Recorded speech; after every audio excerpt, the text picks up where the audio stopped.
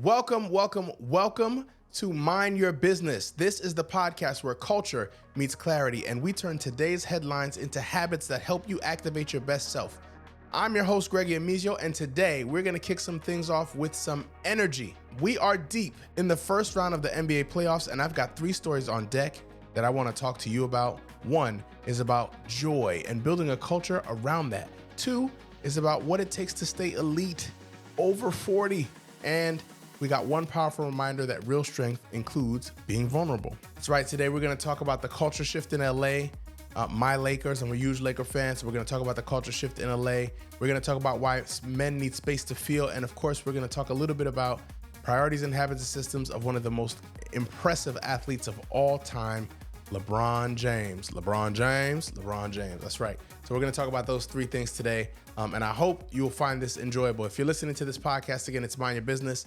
This is going to be, I guess, the first episode. So you'll get used to me and you'll learn me a little bit more. But I'm starting off with letting you know that I'm a huge Laker fan. I watch just about every game, and I am dying right now because we are in the first round and we are down to the Timberwolves, a team that is whooping on us right now. But I still think there's a bunch of lessons for us to learn. And playoffs aren't over yet. There's still time for my Lakers to come back.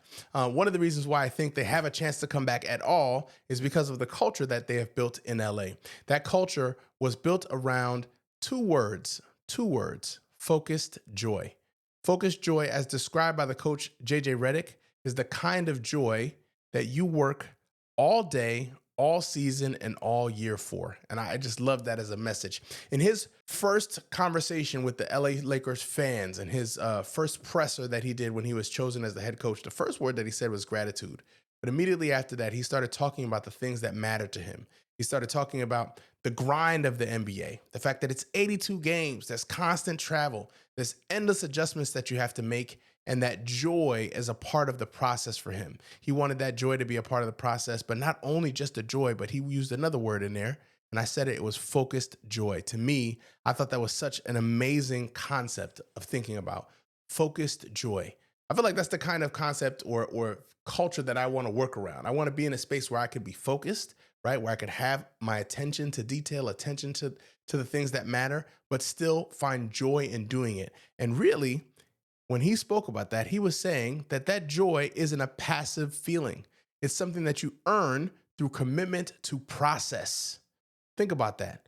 That joy is something that you earn to commitment to process. It's not about just like feeling good, okay? It's about knowing that you have purpose and really enjoying the pursuit of that purpose, even when it's hard. You know, when I think about even this thing I'm doing right now, starting this podcast, this is actually my 3rd attempt at podcast life. I started a podcast a couple years ago called the Dad Fit Podcast. I was really proud of the work I did there. Got a couple episodes. You can find them on your Spotify's and YouTube's, or on your Spotify's and Apple's and Google's and all those things where you find your podcast.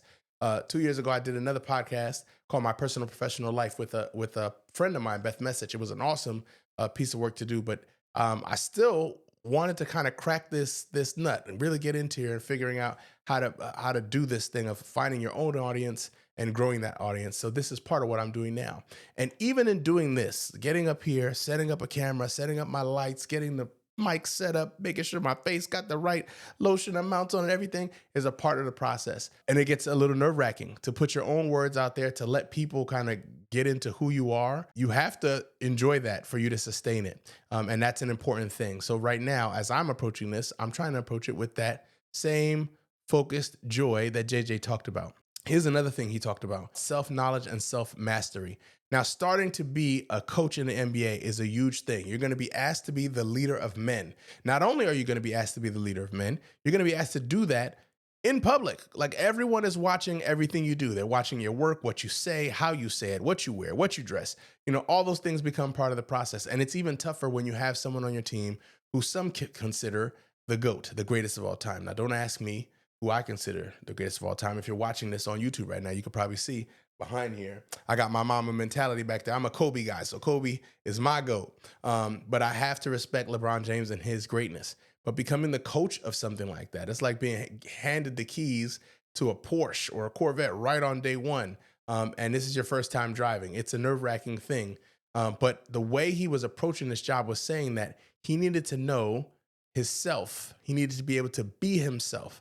His meticulous nature and his awareness that he's not trying to fake it or earn grace from others. He doesn't want that grace from others. He knows that he's going to be the hardest critic on himself. He has to give himself grace before anyone else could give him grace. So that self-knowledge and self-mastery is something that we could all learn from. I think I really appreciated that because it spoke to a commitment to authenticity for himself, that he wanted to shape the culture with that. He wanted to be authentic in knowing who he was and allowing himself to focus on who he was, that self-mastery to be a part of the process. And he could share that out authentically with his team and hopefully build a culture around that. Culture is caught, not taught.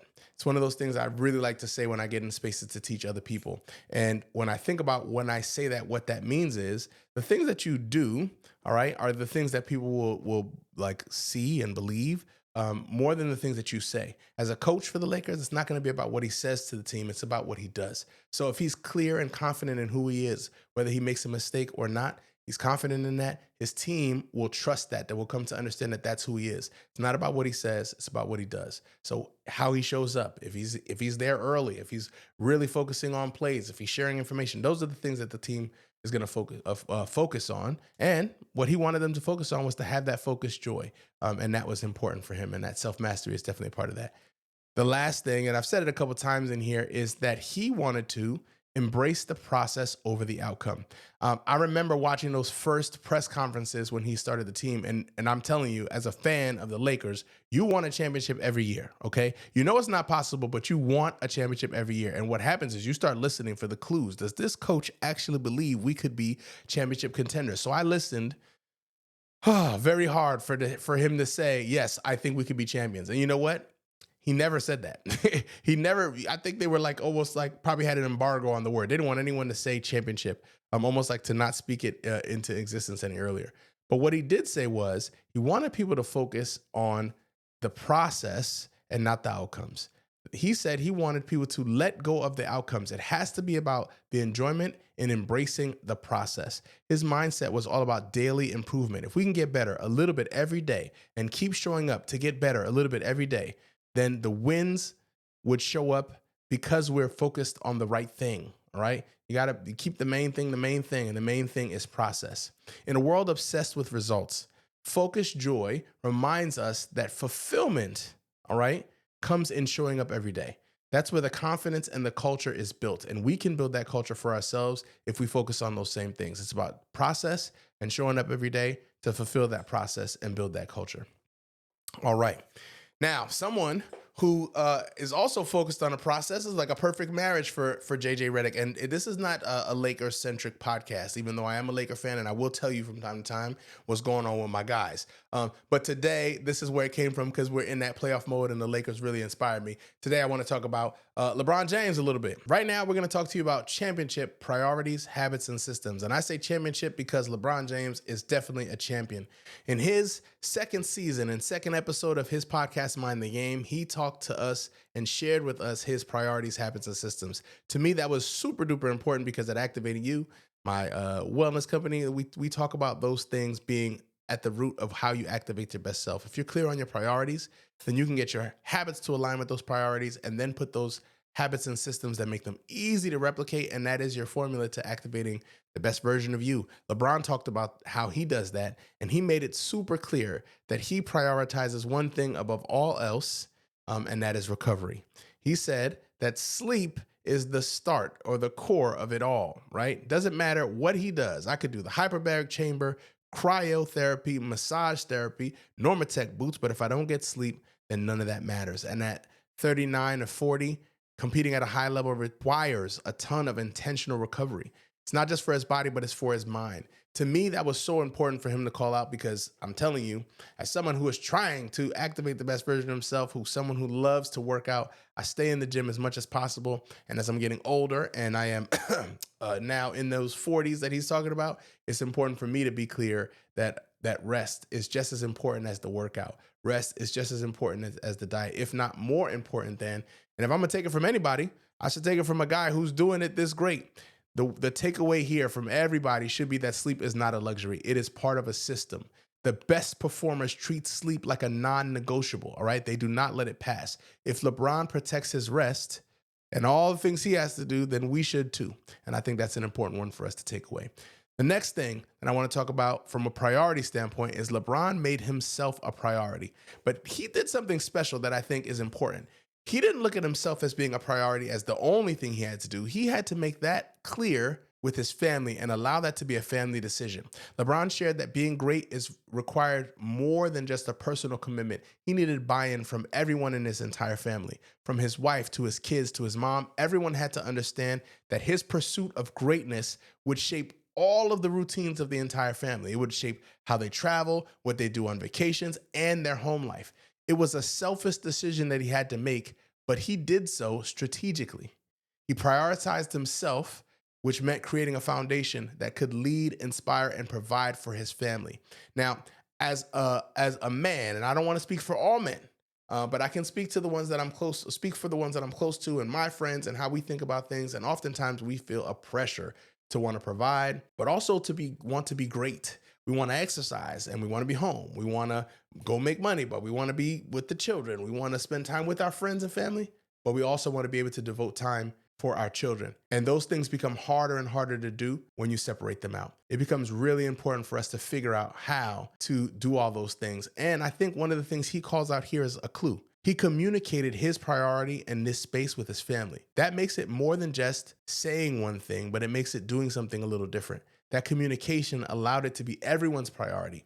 And I think if you approach it that same way, if you give yourself a chance to be really clear about why you're doing things in the season that you're doing them, then that alignment with your family allows for more room to be the best version of yourself. It allows for more room for you to achieve what you want to achieve, and allow for those people to be your cheerleaders behind you and help you get to where you're trying to go. It's a team game to be one of the best ever at something, and the team that matters the most is the one that starts right in your house. And LeBron's figured that out, and I think that's something that we could figure out as well. Putting yourself first is how you serve everyone better. Success often requires a support system that understands and uplifts your mission, and that's what he did to take advantage of with his family. The last thing that he talked about here, which I love, is that strategic systems and IQ are more important oftentimes than ability. When he thinks about the game, his brilliance is not just about his physical ability, which he definitely has. It's about how he thinks the game, but he thinks the games in systems. He talks about how teams hesitate to blitz him because he'll make the right read every time. His decision making is a product of how he studies, the reps that he takes, the video he watches, and the clarity that he gets in the chaos. And the clarity he gets from the chaos is because he understands the systems. Systems and habits beat talent alone. It is not just about understanding how to play the game. It's about understanding the game. It's about anticipating the game. And it's about outsmarting your opponents. And how you do that, it's up here. It starts in the mind. And that's a systems thing. So that's important for us all to take into play. And I think that applies not just in the basketball game or the football game, but the work game and the life game too. If you understand the game, if you can find clarity in the chaos, then you have a chance to be more successful than maybe anyone else in the game, and you allow you to be your own GOAT, if you will, the greatest of all time. The third segment I'm going to tie up with what I like to call Luka's magic, all right? Vulnerability is a strength. Now, over the last couple of weeks, we started the playoffs, but just before that, Luka Dončić went back to Dallas. Now, if you don't know, I want to give you a little background. I know not everyone here is a super duper sports fan, but I can give you sort of the quick version of what happened with Luka. Luka Dončić was involved in a trade. Now, Luka is a generational talent. Players like that don't normally get traded the way he did. If they trade, they usually ask for it, or their contract is up and it becomes a time of figuring out how they're going to get out of their deal. That's not what happened with Luka. Luka was sort of sleeping at night and didn't know. All of a sudden, he was being traded. Now, he was traded to the Lakers, which is a Tiffany franchise in the NBA, which is a good thing. But he was in Dallas, and in the last 7 years of playing with Dallas, having all of his moments in Dallas, that being his first team, he never thought he would actually be traded from that organization. And it hit him like a ton of bricks. He cried. He was upset. There was footage. Recently, he just did a ESPN interview where he talked about throwing his phone halfway across the room and breaking it, and then picking the phone back up to make another phone call to figure out why the trade has happened the way it did. He was blindsided by it. And when he learned about it unexpectedly, it created a profound emotional reaction for him. He actually like really felt that emotion. Now, he went on to go play for the Lakers, but when he started, you could see it. As he sat on the bench, he was distraught. He was frustrated by it, and it was going to take him some time to get over it. Well, he didn't really get over it until he went back to Dallas to play. Now he's coming into the building in Dallas, playing in a Lakers jersey with all of the fans there. And at the beginning of the game, they did a tribute video. So many fans in the stands watched him play, and you could hear them chanting Luka. His teammates were watching him. And I mean, you're watching this grown man sit there on the bench and weep. Okay, he cried. He needed a towel to cover his face. But he let it out. Now, why am I bringing this up? I'm not bringing this up because Luka's a crybaby or anything like that. I'm bringing this up because what we saw from that and the reaction all around was all these people talking about how emotional that was, but almost how it made them emotional. We talk about players today and we downgrade them for wanting money first or thinking about themselves before the team. Well, here was a guy who was so frustrated, so saddened by not being on the team that he was signed to, that he felt like he was like losing a part of himself. And I thought that was interesting to see. Even more interesting that other men wanted so much to be a part of that experience or appreciated that experience. They didn't clown him. They didn't make fun of him. They watched it and they admired someone being vulnerable in front of thousands of people. And I think that's definitely something that we could all pay attention to and learn from. Embracing that vulnerability, and not a sign of weakness, but actually as a sign of strength.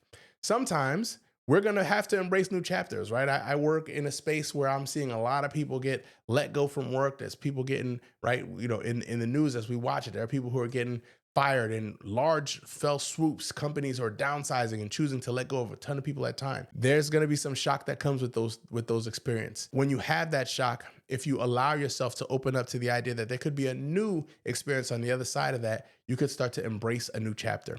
Luka right now is embracing a new chapter, and he's seeing some success with the Lakers, and that's like helping him get through the shock and the awe of being let go by the first team. And it's an important thing for us to see. The takeaway here is, yes, we can adapt and we can be open to new things. But before we do that, we need to allow ourselves to emote. We need to allow ourselves to feel, and we need to allow ourselves to get through what it is. Now, I didn't say get over. Sometimes we're not going to get over that feel, that initial pain, but we can get through it. And we get through it by allowing ourselves to be vulnerable and feel the feels, feel all the feels. I think it's important that we have emotional expression. Luka's candidness about his feelings highlights the significance of emotional honesty. And I think especially for my fellas out there who don't feel like we have the space to do it, we saw Luka do it, right? And he's a beer drinking, 3-point shooting, fancy dribbling dude out there. So we can, if he can do it, then we can feel a little bit easier to do that. His openness for us can serve as a reminder that expressing emotions is healthy,